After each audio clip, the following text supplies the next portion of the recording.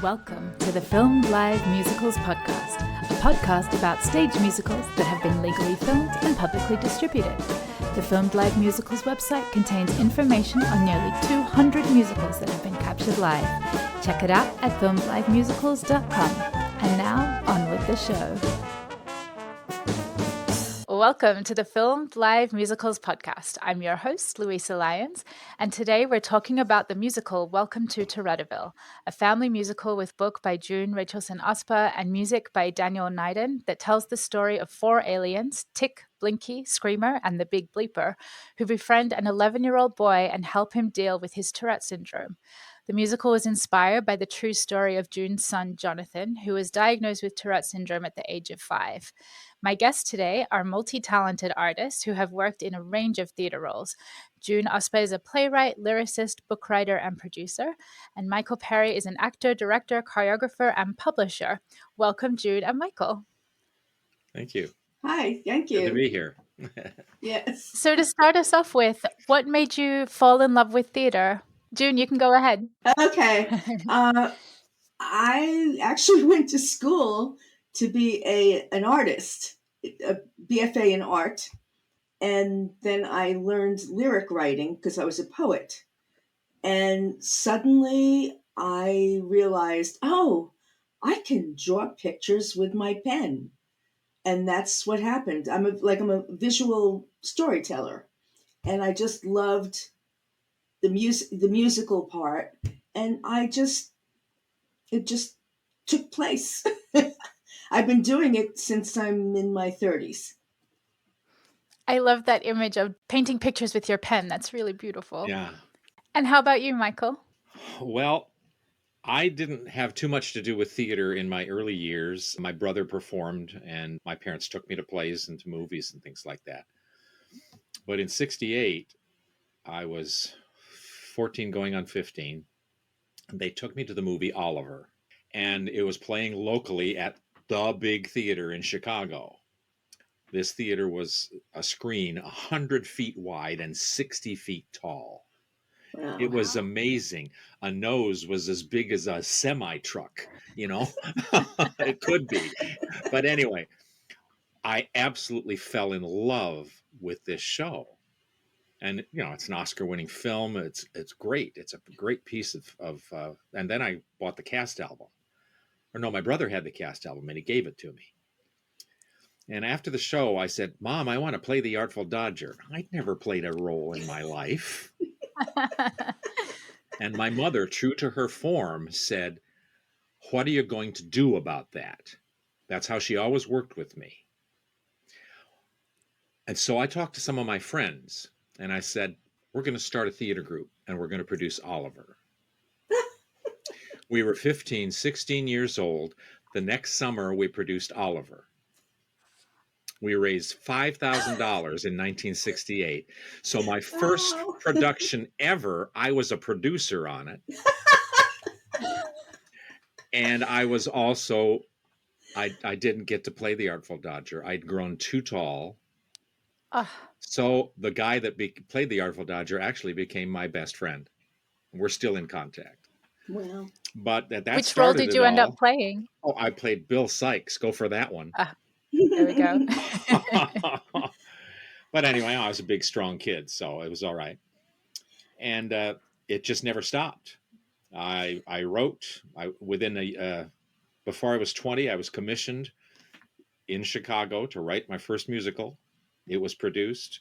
I had my first 3 professional acting roles that same year. It was just a magical year. I left college, and I said, yeah, this is it. This is what I'm going to do. And then I went back to college. Wow. You reminded me that I actually was an actress first. And I went to the Actors Institute in New York City, ran by Alan Shore. And that's where I met my first writing partner, Allison Brewster, who wrote Weedle with me. And I suddenly loved doing this. And then Alan Shore kind of challenged me because I loved writing. And he said, well, write something. And I did. And they produced Weedle. So it was also being in a group, it just reminded me, yes, you don't get there alone. And also the power for both of you of self-producing and just like going ahead and doing it and not waiting for other people to give it to you. Yeah, I've had a habit of that. Yeah. Yeah, I also was very lucky to be friends with a woman named Sandra, who was the artistic director of 13th Street Rep in New York City. Mm-hmm.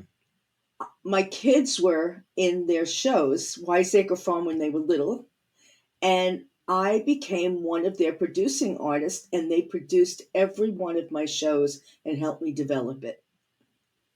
Yeah. One of them was the Hotel Belclair. I'm even wearing a shirt that my husband designed. I think with musicals, and Michael will probably agree with me, it takes a village. Yeah. But there's got to be a mayor to get the village going. Yes.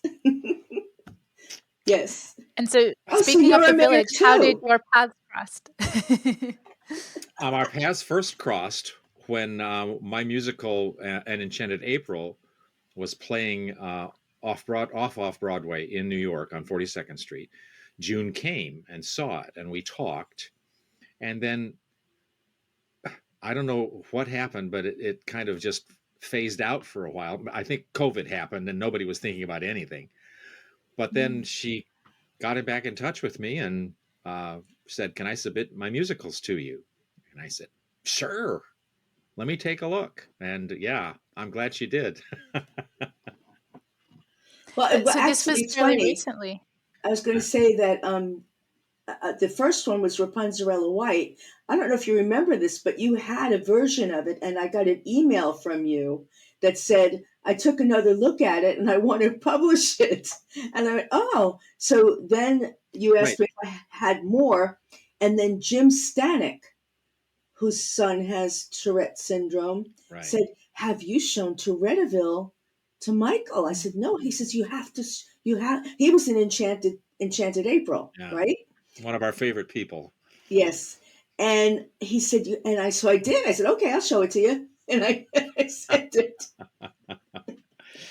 Yeah, I remember that now. She had sent it to me and it sat on my computer to read file, And as a publisher, I'm reading 100 to 200 scripts a year. Yeah. And I suddenly got to it. I think it had been through 3 computer transfers and all these files started to reappear, right? So I listened and I said, okay, June, we got to talk. And the funny part is, it was opening my first show here in Maryland after being in New York for years was Rapunzel White in Gaithersburg. So we put up a production of it and it went wonderful. So now I have a theater family here. Yeah. Yeah. And I love that, wherever you have a theater community, it's always connected somehow to other communities because it's a big community, but it's also a teeny tiny community and everybody knows each other. Right. Yes. It's so true. Just quickly, Michael, how did you go from acting and producing to become a theater publisher? Well, that's another voice of my mother in my ears story. I was 24 years old. I had submitted to the New York publishers, and their doors were shut tight. They wouldn't look at anything that was not produced in New York. And I had these shows that we'd been playing and they'd been working, and I couldn't get anybody to take a look at them. So I started my own publishing company at 24. I ran that 30 years, sold it in 2008. Then a couple of my authors said, "We like you better, take us back." So I started a new series of publishing companies, and now it's grown. It's grown. I have 4 separate theatrical publishing companies that are merged now under one banner called Premier Theatrical Licensing. But June's shows are in the Leicester Bay Theatrical's catalog at the moment. Yeah. And can you give us a sense of what kind of work you're publishing? We're publishing family theater for the most part, plays, musicals, 1X, short plays. We do have some edgier drama and musicals in our catalog, and they're marked with appropriate warnings that, of course, that's the first thing the kids are going to go to is read those. But anyway, so we're a fairly wide selection of publications, because the market out there, there's so many.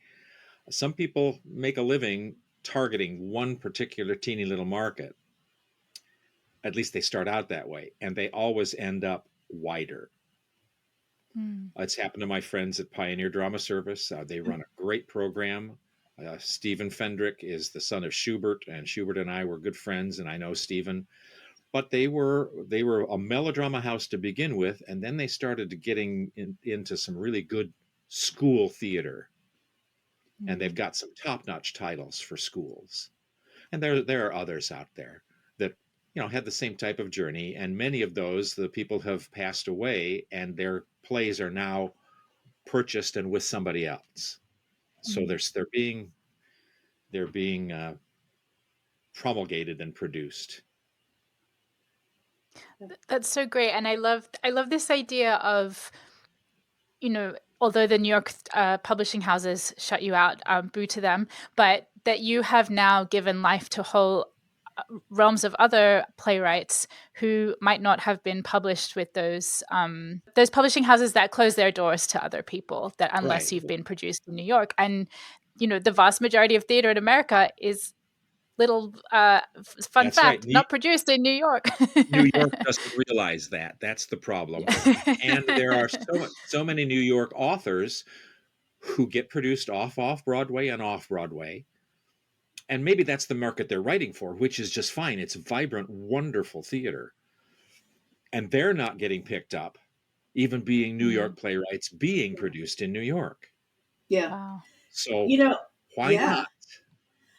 I think you're doing an amazing thing, because I've been produced in England, I've been produced in Texas, I've been produced in New York, I've been, but I had to do it all myself. And now I have someone in my life who's actually putting my stuff up, publishing me after all these years of just always being exhausted.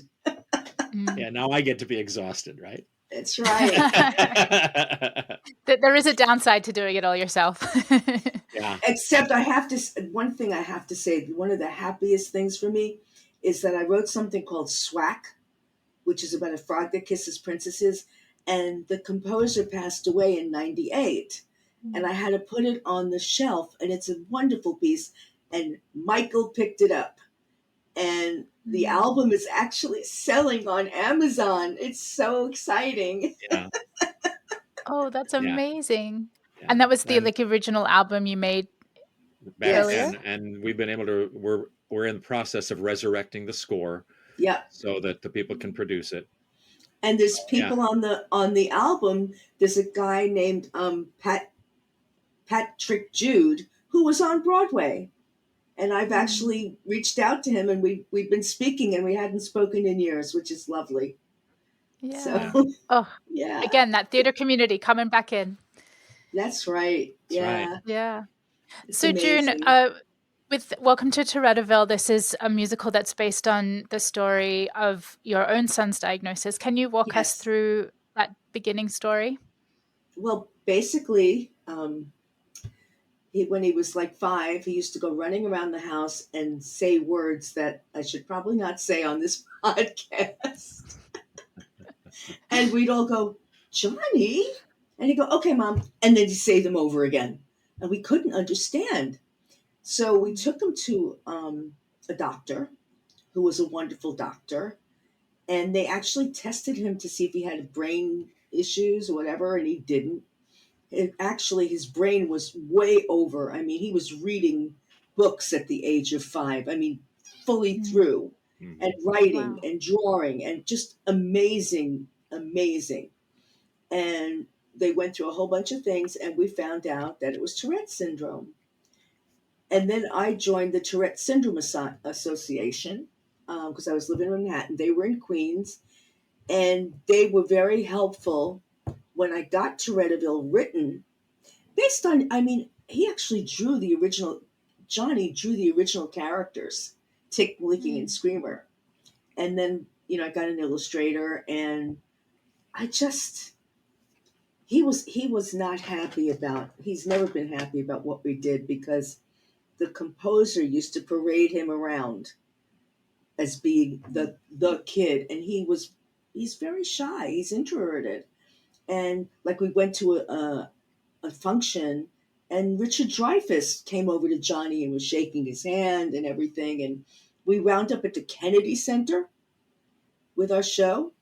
And it's always been front and center. And Dr. John sang one of the songs in a cartoon that my other son did about Tourettaville. So I've had to be like, I mean, he's not thrilled that you can't see that he has Tourette syndrome anymore, but he said it's always there in his head. He feels it. And I feel for him. It's not easy, but, it's like he spent years of being, come with us, Johnny, and Daniel would throw him on the stage, here, this is Johnny, and blah, blah, blah. But that's kind of how it happened. But I feel that the show is very important. For years, I've had parents, I've had different people getting in touch with me, telling me how it helped their child. So that's what I think theater is for. It's not just an entertainment. We go there to receive some sort of sustenance. It's different for every one of us, and we'll get something different out of every production. But there's always something in every piece of theater that I've attended that I've come away with a deeper understanding of faith, a greater understanding of people themselves, the gender issues and the race issues that are sensitively and lovingly portrayed. That's my key. I don't want to be out there offending people. I want people to get the message that everything, and this is what June's plays work through. Everything works through love. Everything. Yeah. And one of the songs at the end of Tourettaville is "One of a Kind You." Yeah. And it's like kind of a double entendre. Yeah. And kindness is so important. Yeah. And Weedle, which is the other one, is amazing because I wrote it when I went to a meeting, an EST meeting, which was very big in the 80s and 70s. And a black woman stood up during one of the meetings. She said, "If I cut my arm open, my blood is the same color as yours." That's right. And I ran home and wrote Weedle because it's about a little boy with no color at all. And everybody is colorful. And he has to learn how to live with that and how to accept himself and others. And that's so vital. Look what's going on in the world today. Yeah. It is so needed. They're vital messages. Yeah. And it's interesting, this kind of the trick of balancing someone's real life story, like you said, that Jonathan hasn't necessarily been comfortable with his story being on stage in this way, but in a way that the musical can take on its own life and help other people with their own diagnoses or with their own kids, and how powerful that can be. So there's this interesting tension between those two things. Yeah. Interestingly enough, we once did Weedle in a school that had all autistic children. And they were all there, and they were all just shaking their heads, yes, yes, because they really, really got in touch with, yes, they're different, but they're wonderful just the way they are. And that's so vital to teach children.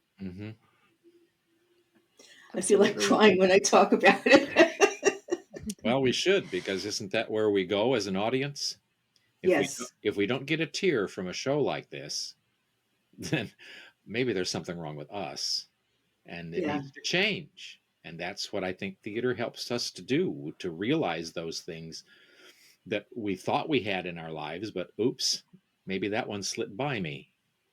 Yeah. It's not condemnational. It's not pointing fingers or anything like that. It's a chance to learn and grow and be entertained. And the communal response of an audience also teaches us Hmm. so many things.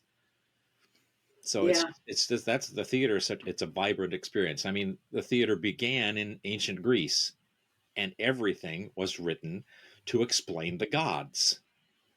Yeah. You know, Yeah. Yeah. so it was didactic. It was not. I don't know if they would call it faith promoting with the Greek gods. There's not a lot of faith, but but still, that type of theater, when it's written with heart and love and understanding, is powerful. Hmm. One of the toughest plays I saw in New York was The Ferryman. Yeah. It was playing opposite from Come From Away, which I had tickets to both, and Yeah. but The Ferryman was a knockout, put you Yeah. on your butt drama. It was Yeah. astonishing, and Yeah. you came out of that changed. Yeah. Yeah. I was also, And I don't know if you knew about Show Score. Did you know about Show Score, Yeah. Michael? Hmm. I was a member of Show Score. I must have seen 2 or 3 plays when I was in New York every week. I Right. saw everything. I was always there. And like you, my father used to take me to musicals all the time. I saw Danny Kaye on stage. I Yeah. saw the original Fiddler. I mean, Yeah. Oklahoma, Music Man. That's How right. could you, I was raised on those classics too. yeah, how could you not want to be inspired to do, if you're creative, to do that? Yeah, You know, even when this, you didn't know you were creative, yeah, all of a sudden this world goes kabong right absolutely. over you, and you wash it. It washes over you, and when you rise up and shake yourself off, you go, "Yeah, Right. And sometimes I bet you're like me. Sometimes, like, I have a thing I'm writing right now. I'm working on 5 musicals, so I'm closing my eyes. I'm going to sleep, and suddenly a lyric is coming to me when I'm half asleep, and I go, "Oh my god!" Like in the old days, I used to keep a pad, but now all I need to do is pick up my phone and say it into the phone. that's right." I get them in the middle of the night, June. I Yep. wake up with a full lyric popping through my head. I come in here, I type it into the computer. It's just Right. it happens so often. I can't thank anything but the muses, you know. you got to I seize it with believe that we were inspiration. given that we were being given these gifts. I Yeah, really feel that they are way. gifts for us to use, and if we don't use them, they'll be taken away.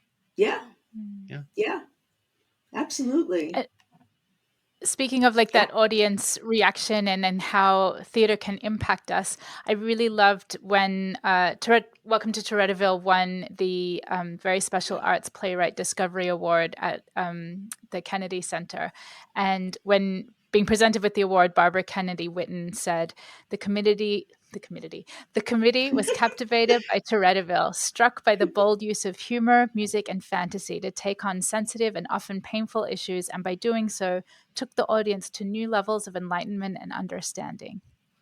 yeah. You do your homework. Yeah, there were some Kennedys on that committee, right? Yes, there were. Kennedys. Yeah, I Oh love my I, that. goodness. and of course we got the award. I sitting in the other room, and it was such a high honor to be there. And all a lot of the Kennedys were there in the audience. It's like, oh my god. Oh, and one of the people that was in the show there was Anita Hollander, and I'm still friends with her. She's part of a company called Breaking Through Barriers. Oh, yeah. That Mm. it's about abled and disabled actors working together. And she has a leg she lost it during cancer. She has a leg she has to put on and off. And my friend Mary came with us, and my friend Mary has a glass eye. So one day we're in a room, and Mary says, "Here, that's my eye," and she goes, "Here, that's my leg." Good Oh party my tricks. God. Yeah. Yes. So back to Tourettaville, you performed at the Kennedy Center, and then you've like over the years you've had lots of performances at independent Schools. theaters Yeah, and in schools and schools. Yeah. conferences. And then is it the 2012 13th Street Repertory Theater and Identity Theater production that was filmed? It was 13th Street Rep, I believe. Oh, and Mhm. Identity Theater. Identity is just another theater company that I was the artistic director of, which is abled and disabled actors working together. And Mm. I think the one that you have is Identity Theater, but it's like, it's hard to keep track because one of the things also that the composer that I worked with is also a cantor. So we Mhm. used to go to the schools, and he was very comfortable being up in front of a whole bunch of kids, and that made it easier. And it was a lot of work, but it was very inspiring to do it. Mm. What kind of Because responses would you get from the students? the kids would love it because it was funny. I always use humor when I'm dealing with issues because you have to be able to laugh and cry. You have to be able to just be able to go through a whole range of emotions. And I feel that a lot of times laughter makes people more comfortable with feeling the other things that they feel. Mm. So it's always a good response, and kids would come talk to me. I also was the artistic director for a Moss musical theater in New York City. And those kids are 13 through 20. And I was their directors of programming on the weekends for 8 years. And I also Mm. worked at the Y with kids, their after school program doing theater. So, and they give you a lot of ideas, And you you see know? what works for them. Absolutely. Kid, And child you tested. Yeah. no tougher audience than a room of children. No. No. Mm-mm. If they're bored, they just start getting up and walking around. Yep. They'll let you know how they feel. Oh, yeah. I don't know. I've been to some matinees where the purple hair crowd was a very tough audience.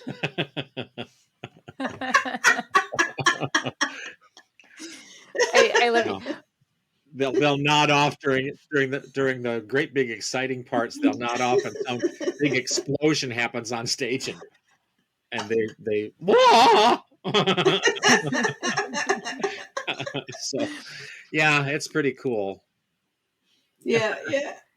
Well, that's the whole thing with theater is that with no other, you just never know what's going to happen. You never know what you're going to get. Right. It's always surprising. You have the Yeah. sleepy audience, you have the excited audience, you have the screaming audience. It's Yeah. always different. Yeah. And you never can predict it. Nope. Yeah. Mm-mm.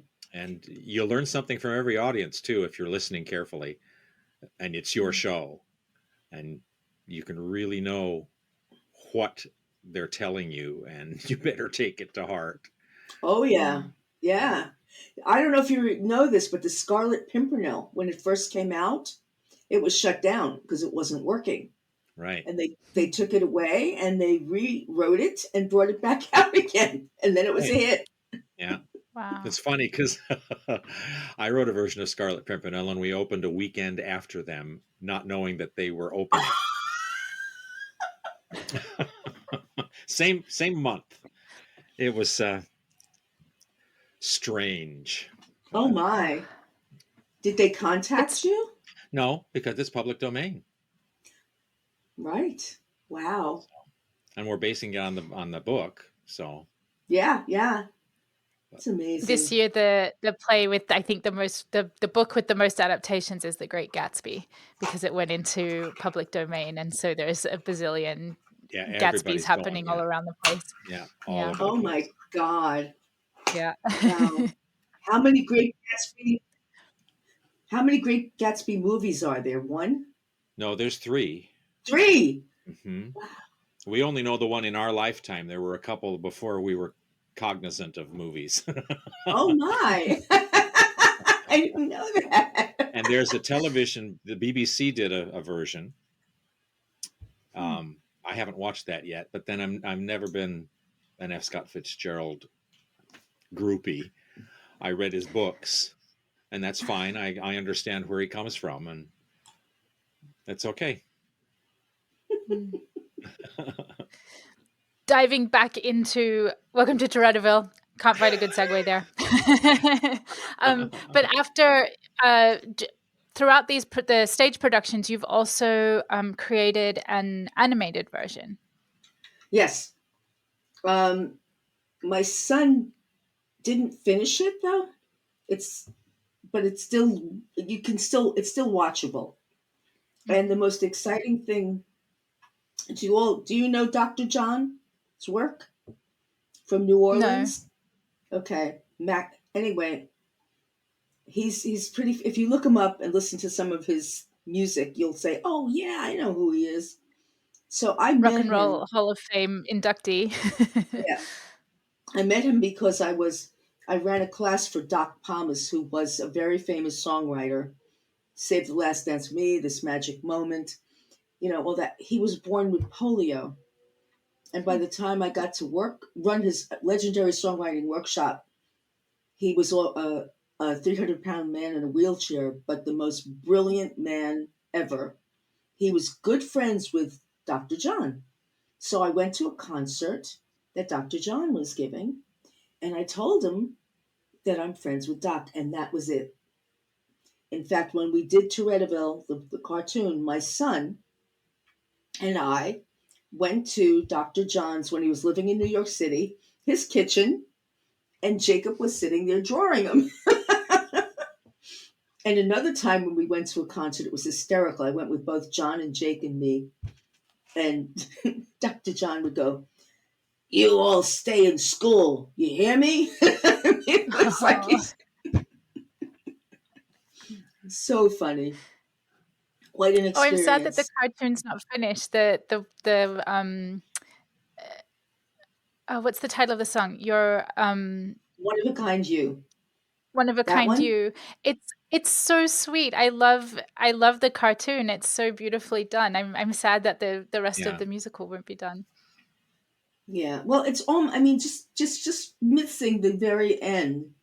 But what Mm. happened is that my son, God bless him, he's 36 now. He got a job at Titmouse Animation, and he has been there for I think 8 or 10 years.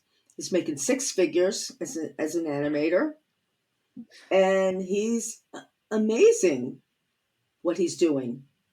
Mm. So he's got a new cartoon Well, out that they had. Yeah, uh, oh, I was gonna say, that can you be just like Michael's mom and just say, "All right, we gotta finish this project"?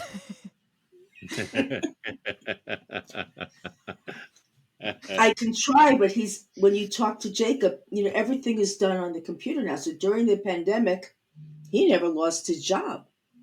Yeah, Right. He just kept earning money hand over fist and sitting there and drawing, and he's always busy. They had to very do lucky. 60 episodes of a new thing for Disney. So, but it's his work. Oh, Yeah. here. Can you see that? When you put the show online, um, does that I'm curious if filming live theater, if that impacts licensing at all? Not generally. It does when there's a quote New York production involved with full equity actors and producers and everybody having a piece of the pie. right? So that is a very difficult thing. I mean, June went through that on Christmas Story, right? Mm-hmm. Yeah. Yeah. Yeah. But the it doesn't impact. I think it ends up helping as a promotion tool, and as you know, as long as all the rights are cleared away, and we're fine with those types of things. Yeah. Yeah. I mean, because of the pandemic, well, you probably know too, because you filmed things that SAG and AFTRA were going, and Equity, and everybody was going through all kinds of stuff.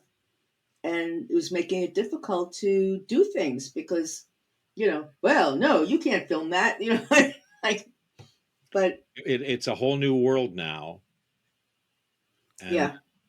yeah, but we're still not getting streamed Broadway performances live from the theater, because those rights are so convoluted. Well, how did they do? I get Broadway HD. Right? So how do they do that? It wasn't live, really live. Well, Oh, She It was Loves Me performed in the was live theater, and they streamed. had an invited audience. oh, okay. And each of the actors were paid on an equity scale, which meant the production was very expensive. Gotcha. Wow. Yeah. She Loves Me, which was one of Broadway HD's first titles, Yes. was the final. I think it was like the final three performances were Right. And they live edited streamed. it You together. could watch Yeah. it live, yeah, Yeah. and they edited it on the fly. But yeah, it's like you said, the rights and the union negotiations are very, very complicated, and I think there's like we're inching towards change, and I'm really excited about the League of Live Streamed Theater that was just formed at Oh, the end Oh, of last good. year, and they were able to stream Between Riverside and Crazy from the Helen Hayes with Second Stage, and that was when streamed live just was at that the end of last recently? year, or yeah, beginning of Because this year, end of last year.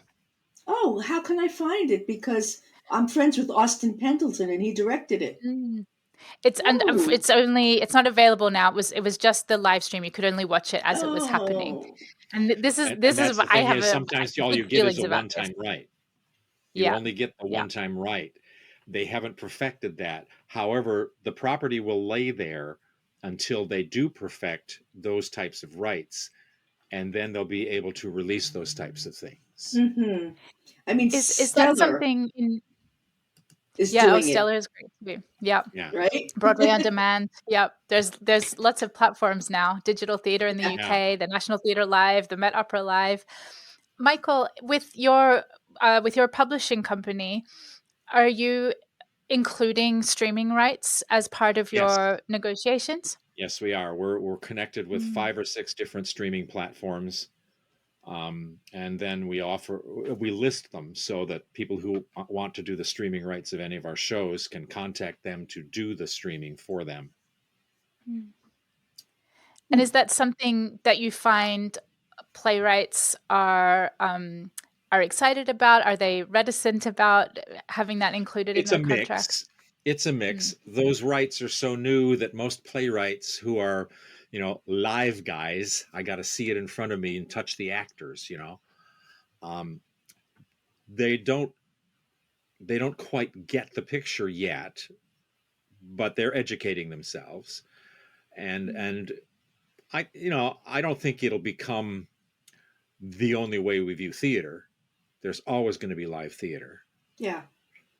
But I think it's a good thing, especially in the Broadway community, because I've talked to my friends and they said, "Yeah, I saw that play on Broadway HD, and it made me want to go to New York and see it." And the big bugaboo about it is that, well, if we put it live, or if we put a live show up on stream, nobody's going to want to come see the live show. Well, they're wrong. Right. And they're starting to understand that. So there's the producer side, and there's the actors and playwrights. It's a triangle, I guess. They're all Mhm. being educated on this new thing, especially me. I mean, of course, during COVID, I had 4 plays that were produced during COVID, which was almost a disaster, but they were all streamed. Yeah. There was nothing live going on. So I was able to get 4 productions in a year and a half. Wow. Yeah, Streamed. it's interesting. I had a show that was put up on Whidbey Island, this one, the Hotel Belclair, and they had shot it. So he streamed it, and I got more royalties. I Right. mean, that's the other thing that I'm telling people. When you put your show up and allow it to be streamed, you get money from many different places. That's right. Mm-hmm. And you can also, I mean, just to think that, let's say somebody's too old to go to the theater, they can enjoy theater from their own home. Yeah. Mm-hmm. That's beautiful. Yeah, there's something And special about a live streamed live performance Yes. that is better than a movie, Yes. right? Because you still have the actors who are working in front of an audience.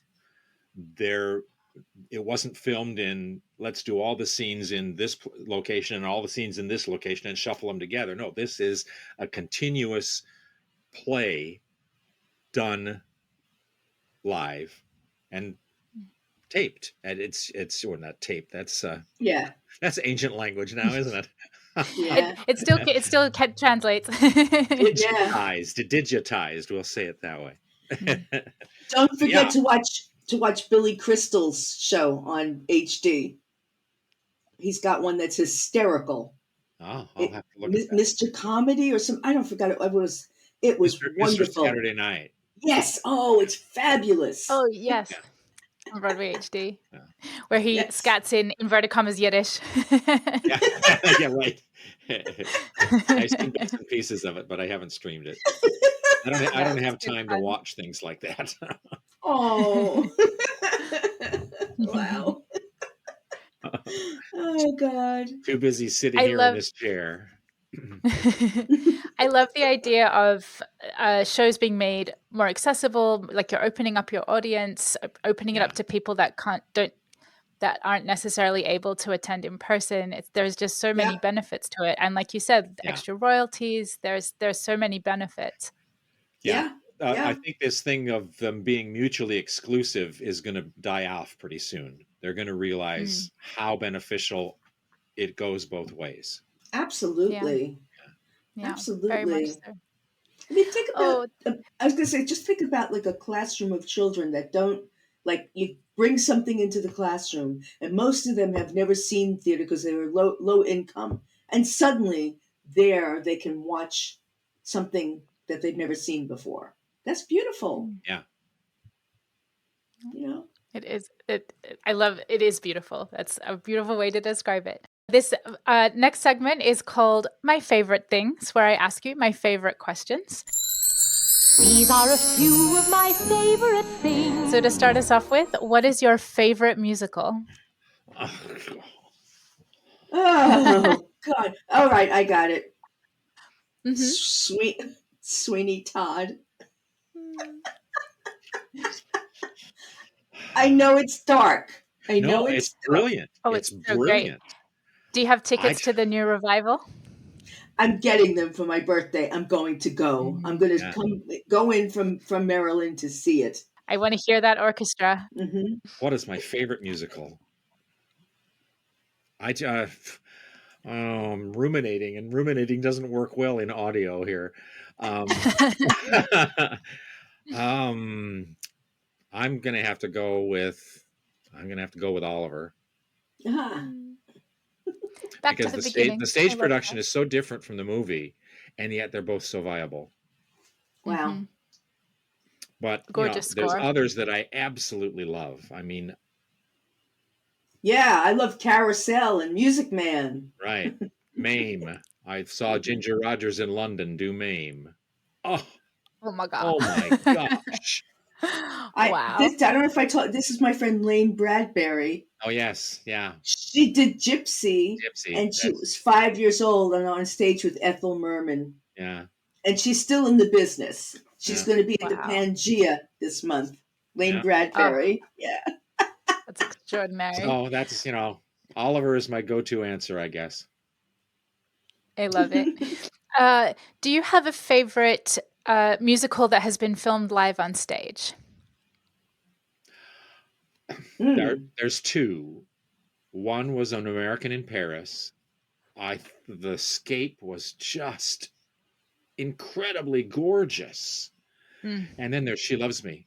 It's been one of my favorite musicals forever, ever, ever, ever. It's just a brilliant show, and it was brilliantly done, and we got to see it. Wow. So yeah.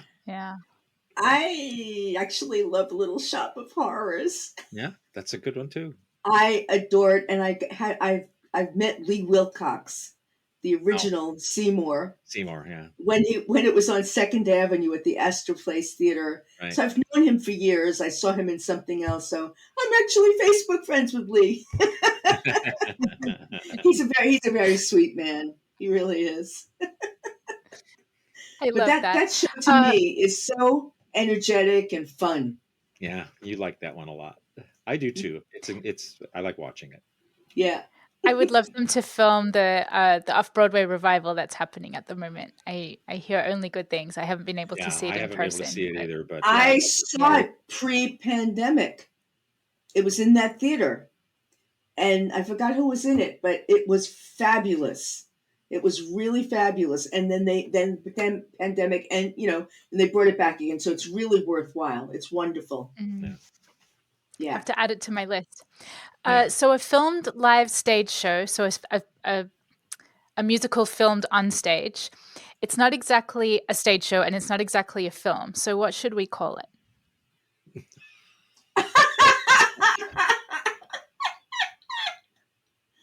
Oh. Theater on the screen. I don't know. Wait a minute. Well, no, too bad, because screen gems, right? Yeah. Screen gems on and off. I don't know. There's got to be some sort of metamorphosed title we can. Yeah. But it hasn't come up yet, has it? Really, except no. right now. Yeah. Well, but I don't know. We call it all theater. Different kinds of things. We call it streamed theater. If that's a good title, streamed theater. We know that it's coming on a device, but that it's live. Yeah. No, I like that. Where do you stand on bootlegs? That's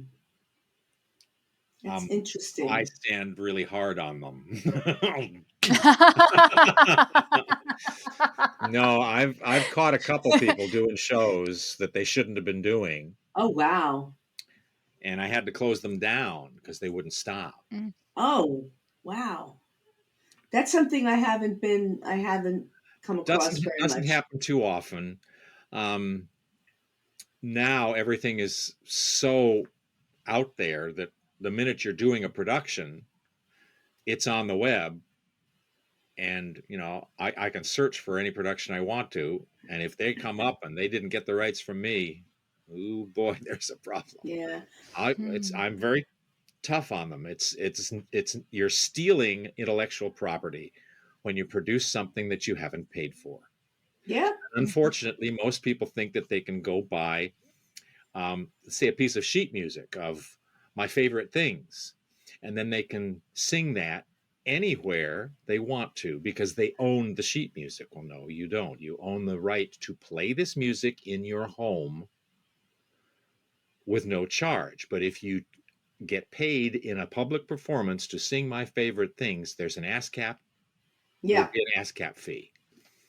And they're not getting paid that ASCAP fee because the company that they're working with doesn't have ASCAP rights. ASCAP and BMI rights in a theater is really tricky. Yeah. I actually came across something online where my song was, I think it was Ship of Dreams, and which is from Tourettaville. Yeah. And somebody performed at some theater company and didn't get my permission. I was like, what? What happened? How did they get a hold of it? I am not sure. There's an awful lot of really good musicians out there that can transcribe anything just by listening to it. Yeah. And I do have stuff on Reverb Nation. Who knows? Yeah. How I about mean, like recordings of productions? Like Um, people that are when either we, when we, illegally filming in the theater or oh, like taking productions off, it's built into our streaming. contract that it cannot happen unless they have our permission. And Mm. sometimes those things get out and you see them on YouTube. And I haven't seen that for our shows yet, but I don't know how the Broadway, well, the New York publishers who hold the rights to all these big musicals that everybody's producing, and somebody films a substantial part of Annie and puts it up on YouTube. Tams Whitmark, or no, Music Theater National has the right to shut that down. wow. Um, Yeah. and we charge for videoing for even if they want an archive copy of their show, we charge them money, and usually they'll pay it if they really want an archive video, and Yeah. then Yeah. that archive video can be watched, but it can't be duplicated. Mm. So it Yeah. can't be sent Okay. anywhere. Can't It's Yeah. it, Very complicated. people have to realize again that's theft of intellectual property. Hmm. I'm glad to know you are on my side. That's exactly the publisher-writer relationship you want, right? Yes. What stage musicals do you wish had been filmed? Oh, Wow. I would have loved to, and this is way before it could have happened, but I would have loved to have seen the original Jerry Herman Dear World Ah. with Mm. Angela Lansbury, who won a Tony for her performance. And Mm-hmm. now it's at City Center Encores with Donna Murphy. Right. Yes. Getting rave And it's reviews. getting rave reviews. And of course, the score is going to get rave reviews because it's one of Jerry Herman's absolute best. The Yeah. music is so full of longing and emotion, and Jerry just does those things really well. Yeah. But It's and I'm interesting kicking that you say myself it's because before. I can't get down to New York and see Dear World. I saw the Maureen McGovern production when they were trying it out at Sundance in Utah. Mm-hmm. They put it. It was and the it was up in the mountains with this 11,000-foot peak behind it, and still Maureen McGovern and the cast, which included a couple of my professional friends, was brilliant. The show was Mm. almost working. And I think that's the script they're using. And it's almost working. Mm. But, Dear World would have been a love for me because my parents got to see it and they got to meet Jerry Herman. Wow. Mm.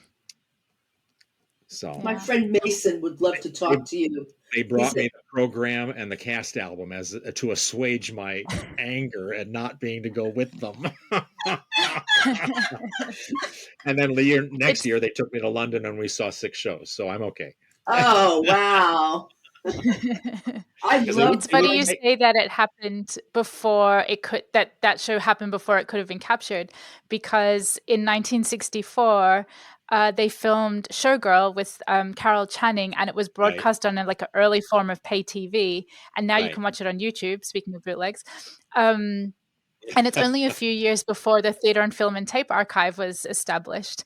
So it's like it's so And, close that it could and have been. they've got some, I don't know what do they call them, cinescopes or kinetoscopes of Mm-hmm. Hmm. 50s musicals. They've even got a lot of 60s musicals that were filmed by the producers for an archive record, and those are all at the Mm. Lincoln Center Yeah, yeah, library for anybody to go in and look at. But I don't think they did one of Dear World, and I just would have loved to have Mm. seen that. yeah, yeah. Devastating. I actually, when I was in London, I think I saw, what was it? We Can Rock You. We Will Um, Rock You. yeah. Catch My Soul. No, No, we will that's rock. No, We Will We Rock Will Rock You. You, We Will the Rock You. Queen Okay. musical. Oh, the But Queen. That's right. but what happened was, which is kind of crazy, is that the actor was one of the first actors that we lost to COVID, and I had this Mm. wonderful picture of him because he was in something else. That so I just came up the other day, and there he is, and he's like, I said hi, and he was like, But he was really good. Oh, that's, What stage? Sorry, go on. no, I was just saying, it's just so much, there's so much going on. Yeah. What stage musicals would you like to see filmed in the future?